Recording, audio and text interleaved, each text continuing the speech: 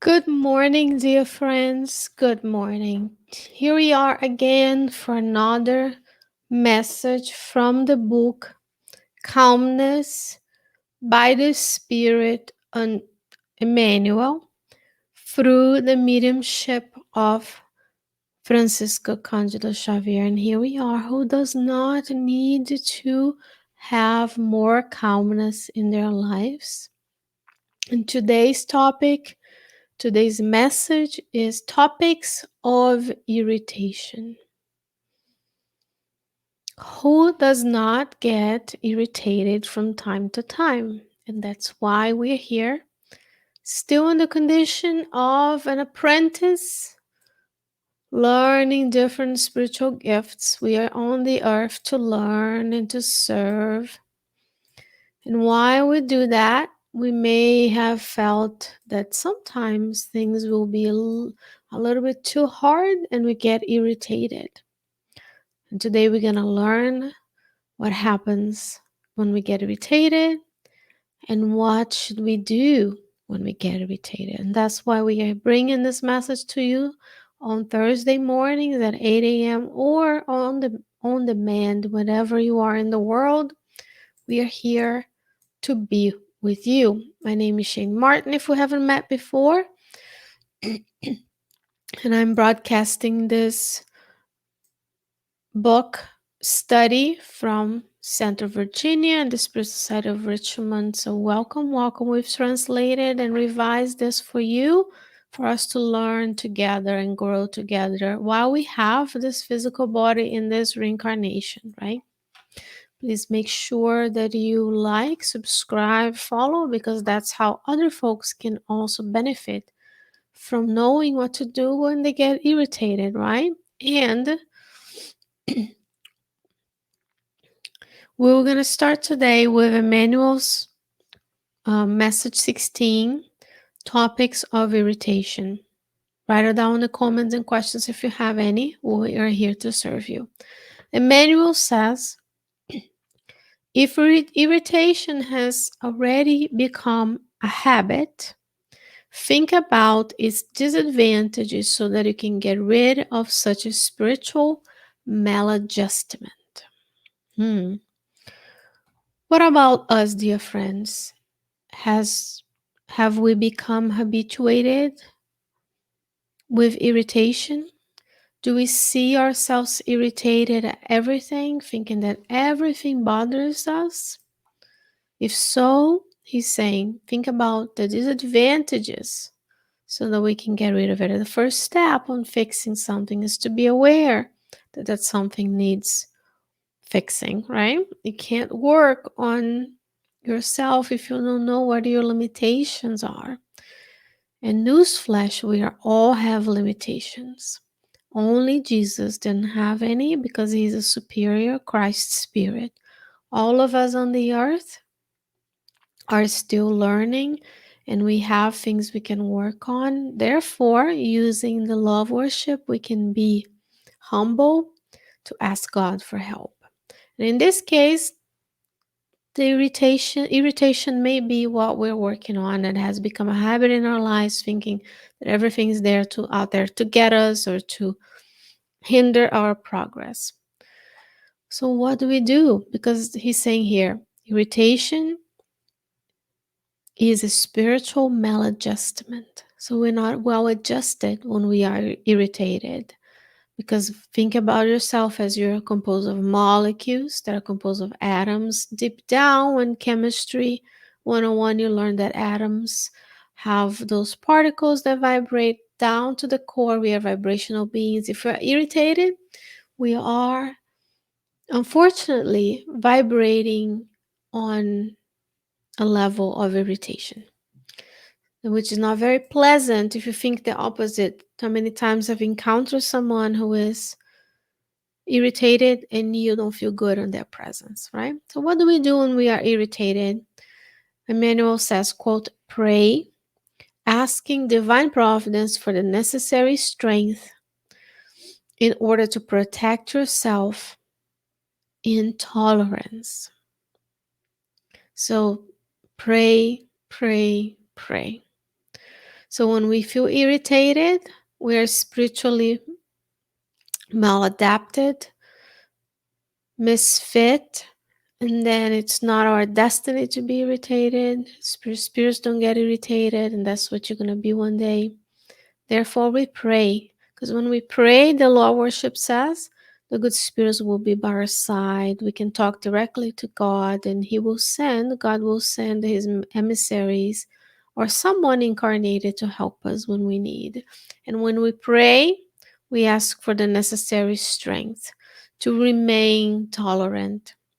Now he's going to give us a little bit more information of the what irritation does to us. He say, imagine the sourness as being a magnetic thorn, hurling rays of destructive energy in all directions. That's what's happening to us. We're sour and we have these magnetic thorns radiating our energy, destructive rays of energy.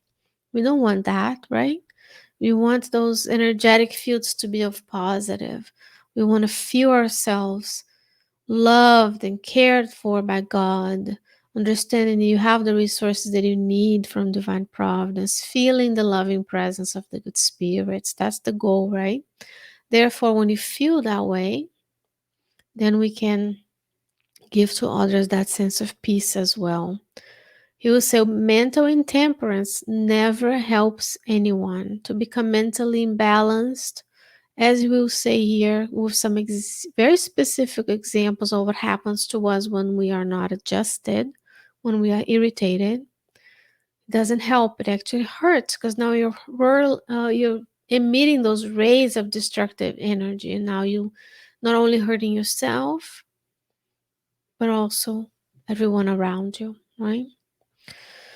He says a phrase loaded with harshness in most cases can be figured as being a punch in the face of the best opportunities that are looking for you.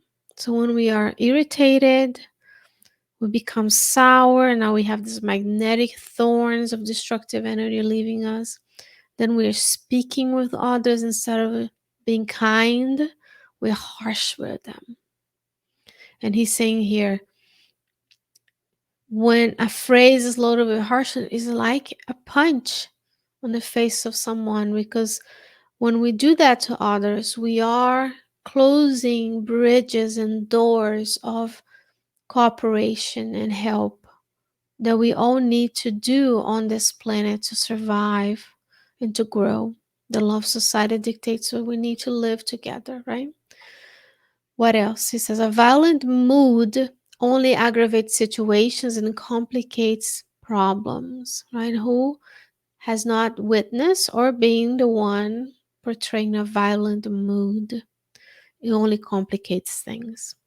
And nowadays, even worse, because in 1970, when this book was published, they didn't have social media. Now, if you are in a violent mood, mentally intemperate, someone might even make a video of you being harsh at someone, and then it lives forever. And then it's perpetuating this magnetic thorns all around us.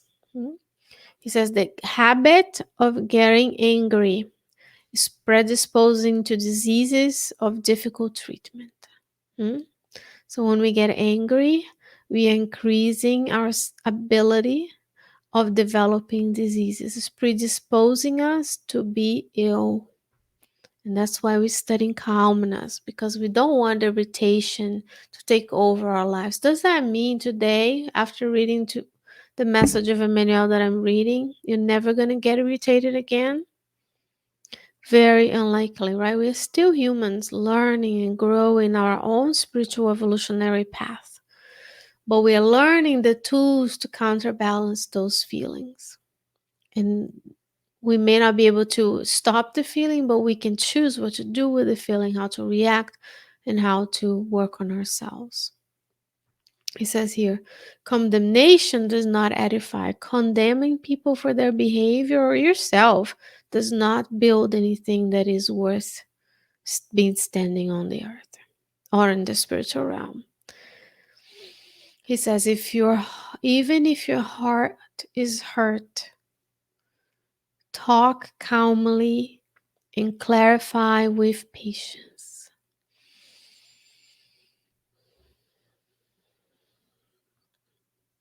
Do what I just did. Use a few moments of silence.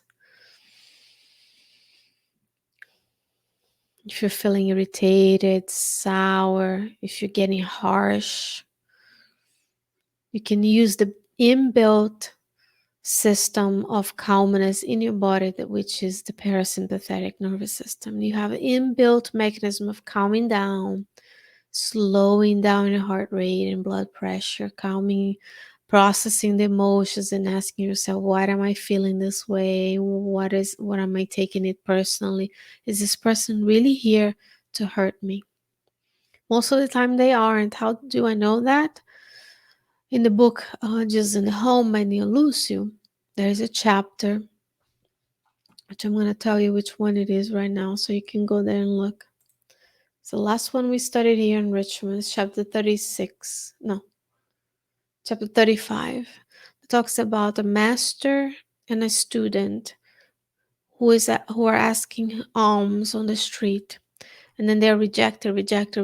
And then they follow the people who reject them, and they realize that they are being harsh and ignoring them or rude to them because they're suffering. So sometimes we do those things, we don't even know. We just go about this sleep consciousness. We just wake up, brush teeth, have breakfast, feed others, go to work, drive in autopilot without even realizing we are picking up, right? Because we can only change ourselves and be an example to others. So when we are irritated, we are spiritually unbalanced. When we're mentally unstable, we're not helping anybody. When we're harsh, we're literally punishing people in the face. When we're sour, we are emanating magnetic thorns. That means there are other 7 billion people on this planet who could also be giving that back to us. So now we are in this constant exchange. Because for this life, whatever you're thinking, if you're irritating, you're angry at someone, you're thinking about them sending those magnetic thorns, they're connecting with you. And you're connecting with all the minds in the universe who think the same way. So no wonder why we are sometimes losing our minds, because we are not able to stop and have these moments of meditation, reflection, and calmness, such as we do here on Thursday mornings at Kardec Radio and the Spirit Society of Richmond, right? So what do we do? Last but not least, Emmanuel says, quote, a gesture of kindness works wonders. So dear friends, this is my wish for your day today. I wish that we can be connected in hearts and minds with our mentors, with our spirit guides, guardian angels, whatever name you want to give your spirit protector, that we can be in touch with them.